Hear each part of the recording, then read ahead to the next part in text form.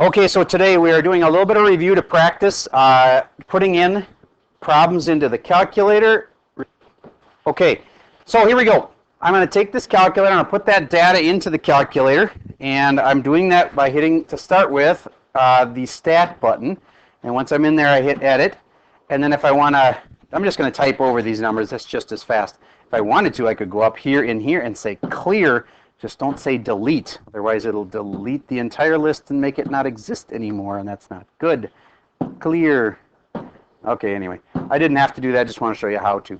Now I'm going to go 96, 1996, enter, 1997, enter, and you can, don't try to enter blank data, because otherwise you're going to be saying things you don't know about the year 1998, 1999, etc. So we just jump right to 2003, and then I arrow over, and I'm going to put in 10,000. Okay, 10,000 plus, or not plus, down, 9,500, and the last one, 7,200. And I hope that you can just do these in your sleep by the time we take the test on it. We're going to go to stat, calculate. What's that lin reg stand for? A linear regression. All right. And that means you're going to get an equation that's like ax plus b. It's like a slope-intercept kind of equation. It wants to know where it is, though, and it's not there. It's under L1, comma, L2, comma, and this last part is really handy for calculating out the equations. Y1, which is under vars. Y vars. Enter, enter. And enter, and there it is. There's my big equation, and it's now entered on my y equals. This y sub 2 is not necessary. I should get rid of it. And now if I want to use this equation to get me some info, what if I told you, try this part, that x is going to be the year 2010? Figure out what the population would be. So if you remember how to put in x is 2010, I'll give you a hint. Use the stow button. Stow, it's on the lower left side. What did I say again? Thank you, 2010. So you go 2010 stow under x. It's kind of counterintuitive. I would have thought x equals 2010, but it's backwards. So then, now that I've told it that, now I can get the y back up with the vars thing. And I just hit enter, and it tells me there should be 4,432. Population is falling, and assuming it's going to keep falling at a steady rate. Does that make sense to you? Okay. See, look, y, the one that's on the board, y is 4,332. X was 2010, see? Time is always x, if that'll help you. If they're ever giving you a time, that's an x. Now, at least I can't think of an example where time would not be the x, because time is supposed to be the independent variable, and the independent variable is always x. So pretty much if they give you a time, they're giving you an x. That brings up a good point, though. What if somebody said, I want to know when the town would be down to 3,000 people? We can't do that with the calculator, at least as far as I know. Maybe there's a way, but you can take the equation, which was right here, and I'm going to just round it and say y equals negative 394x. And then the rest of the equation was plus some really big number. I'm going to arrow over and see if I can find it here.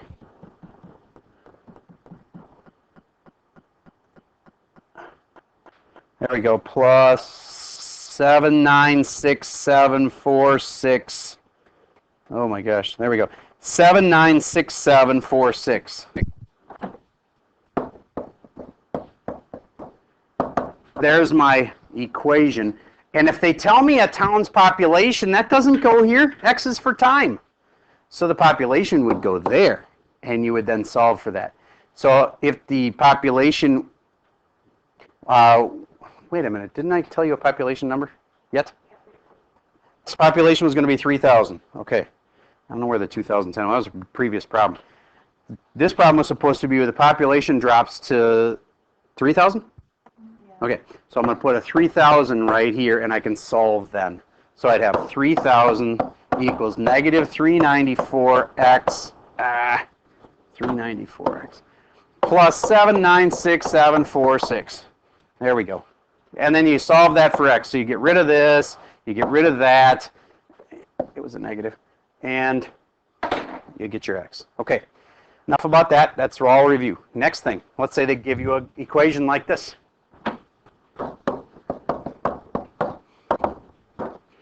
Graph both sides, see where they cross.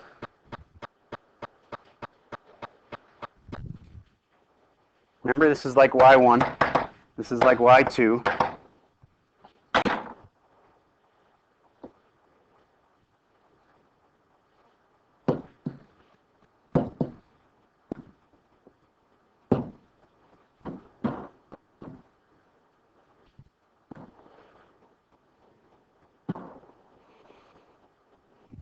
Remember the absolute values? I'd hit catalog to find absolute value, personally.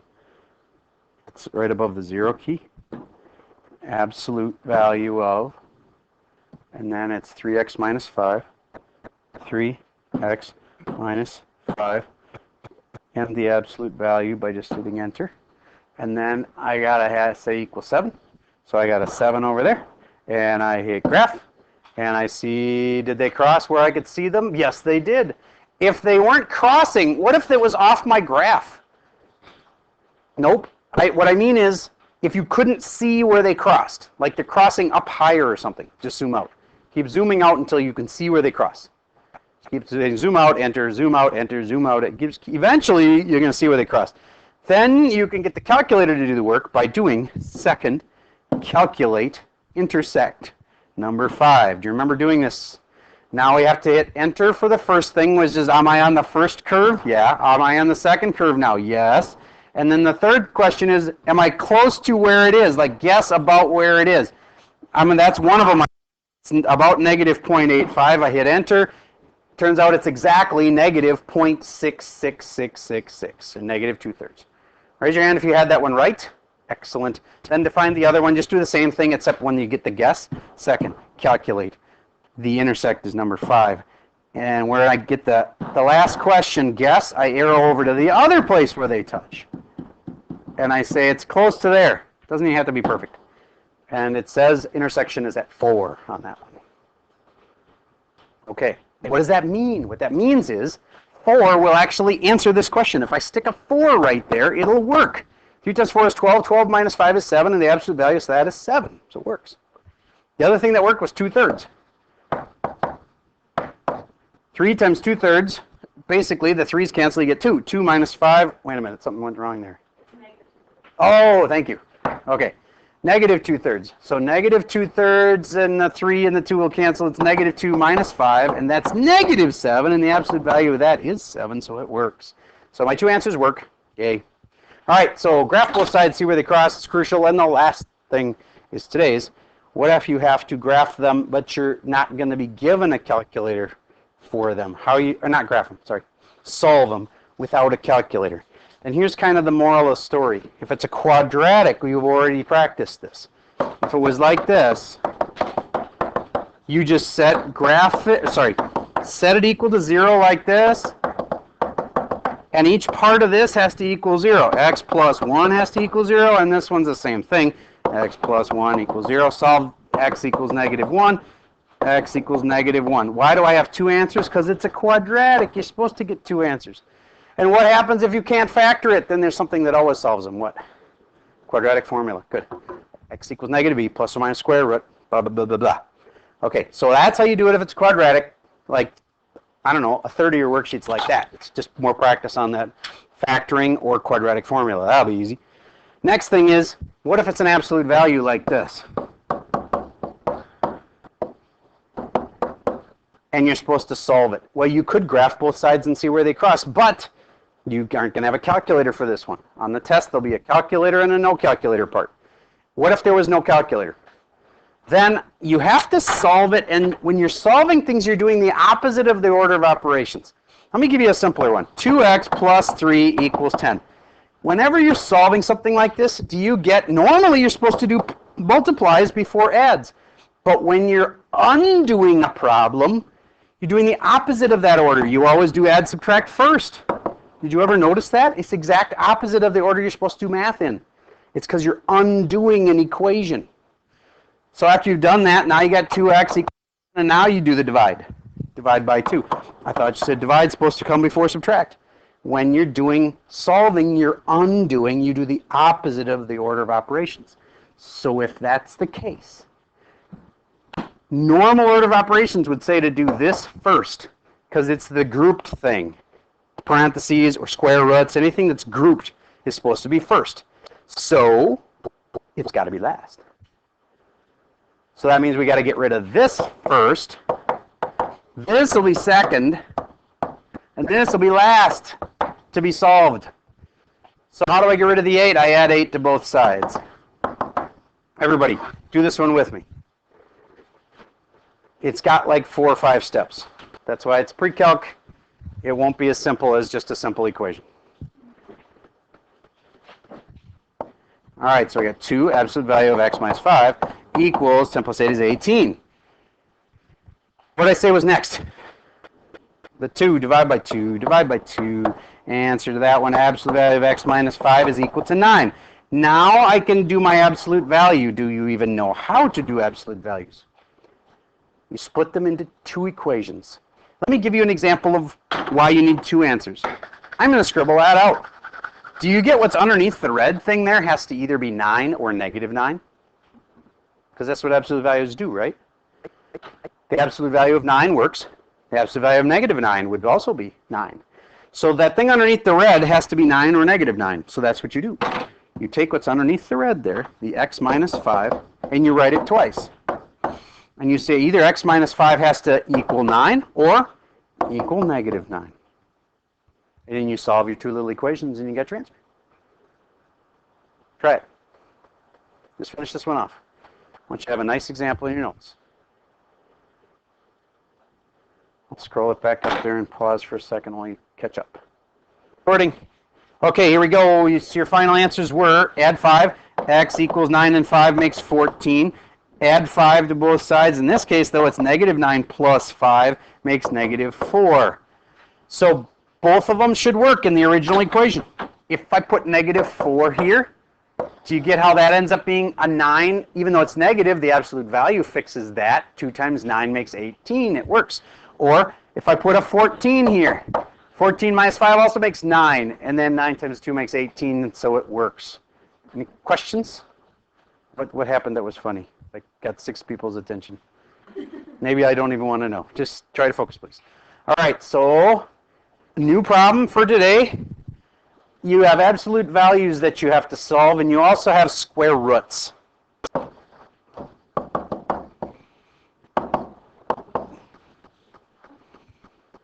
All right, everybody write that one down. Like I was saying before, the square root part has to be the last thing you do. So if there was like a 2 up here, in fact, do that. Put a 2 in front. We'd have to get rid of that first. A lot of people screw that up. They say, oh, I know how to solve this. I square both sides. Yeah, you're right, except you've got to get this 2 off of there first. Remember, 1 step at a time. To solve this, you've got to get rid of this 2 first. The last thing you do is your square root, which to fix it, you're going to square both sides. But all right, so let's start by dividing by 2, divide by 2, and then you get square root of 2x minus 5 has to equal 10 divided by 2 is 5. Now, how do you fix it? You square both sides.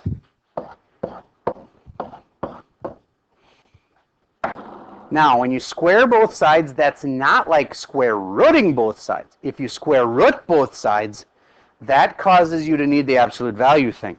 This is simpler. If you square both sides, you just get what you'd expect. The square root disappears, and you get 2x minus 5, and the 5 squared is 25. It's that simple, and then you add 5, and then you divide by 2, and it's easy. Okay? Let me show you one more, and just make sure you get this. Square root of 3x minus 4 plus 2 equals 14. Try that one. Make sure you do the right thing first.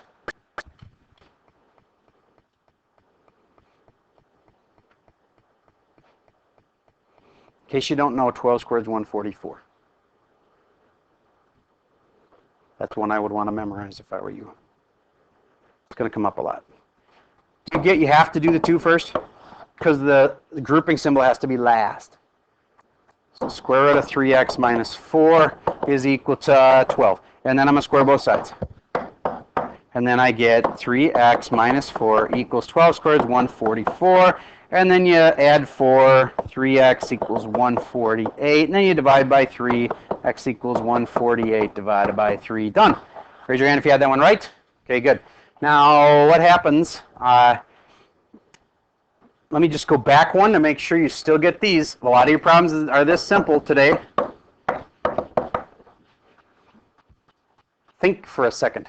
Can an absolute value ever come out to -8? So this is a trick question. It's a trick question because you can't have an absolute value come out to -8. So how many solutions are there? No solution.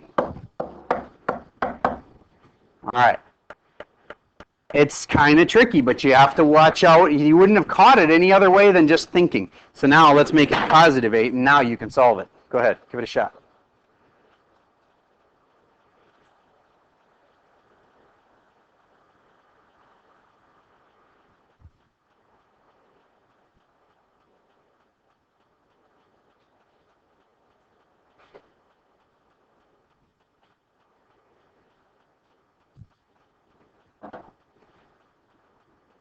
Remember how you split them? X plus 3 has to either be 8, or x plus 3 has to be -8. Very good.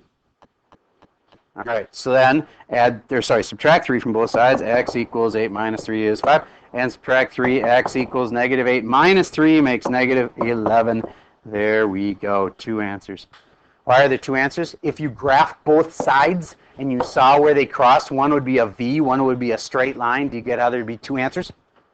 It makes sense that there should be 2 answers. Okay. Sorry, hold on a second here. Somebody just projected their screen up onto my board. Maybe you could make that go away here. I'm going to pause and figure that out. And now we have one last kind of question, and it's a word problem. Ooh, scary, it's got words. All it ends up being is a problem that you can set up a little picture, and then you can set up an equation for it, and then it ends up being one of these same problems where you solve it the same way. It's just, instead of like just giving you the equation, we give you some words, and you figure out the equation. All right, let's do that one together. Here comes your worksheet. I'm going to pause for a second while I hand those out. Okay. All right, so back to recording again, and I'd like to do the first problem with you. That one, can it factor? Because if it can, your life will be so much easier to solve it. On number 1. X squared plus x minus 1 equals 0. Somebody says, yes, it can factor. It must be x, and then how do I make a -1? With a -1 and a +1, it has to be. And then are the outside and inside going to make plus x? No, they're not. It's not going to factor then.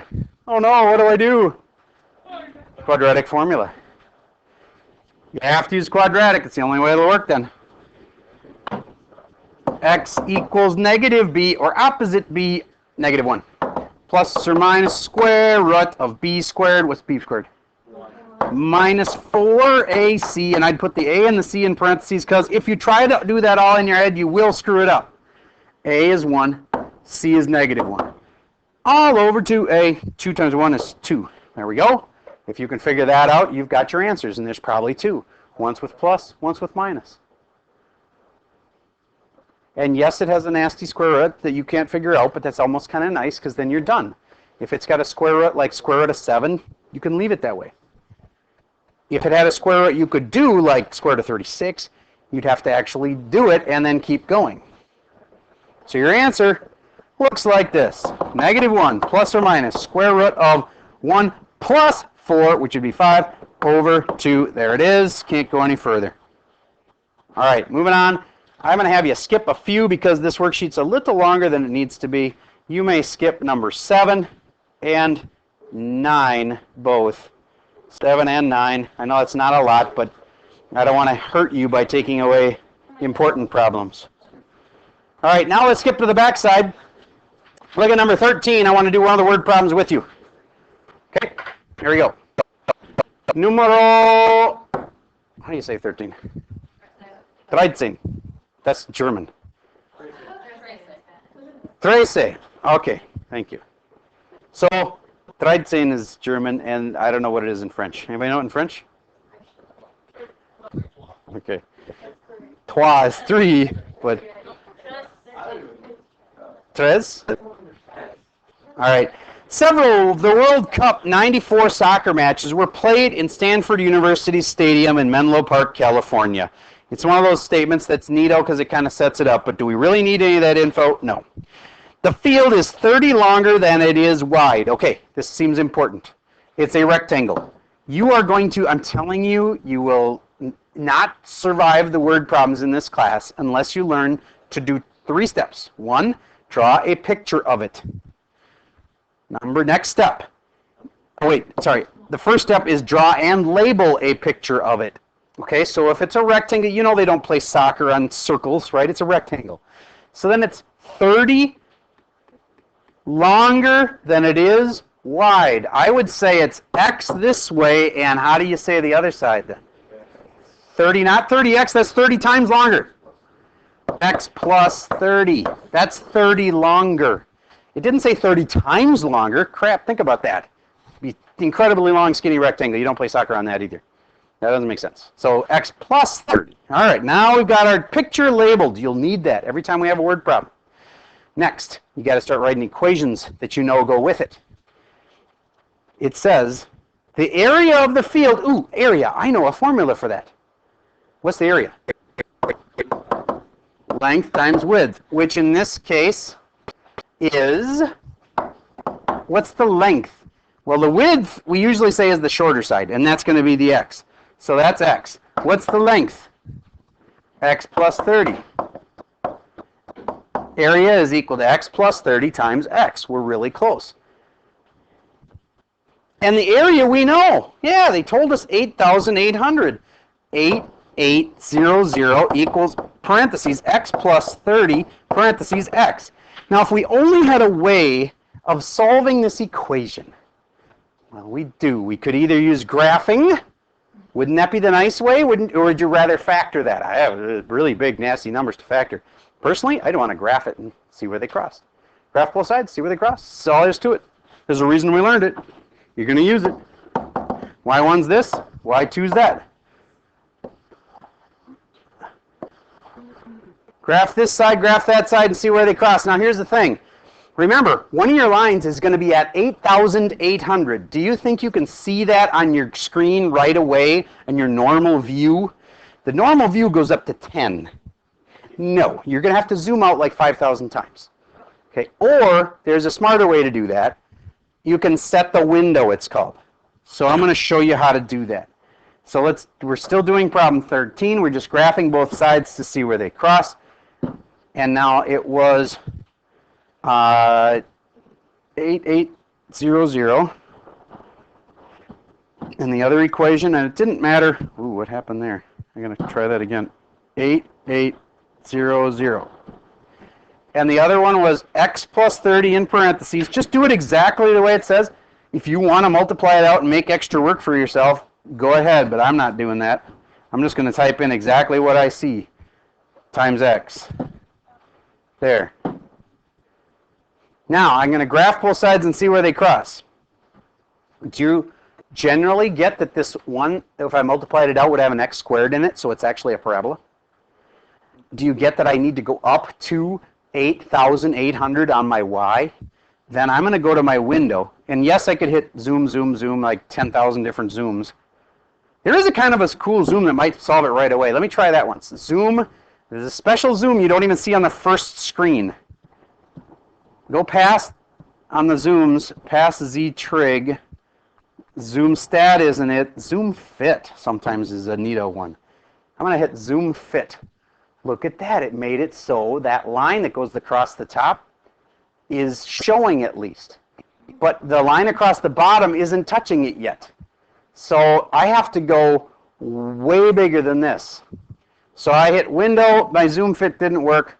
It put me out at a max of 8,800, so at least I could see that line on the top.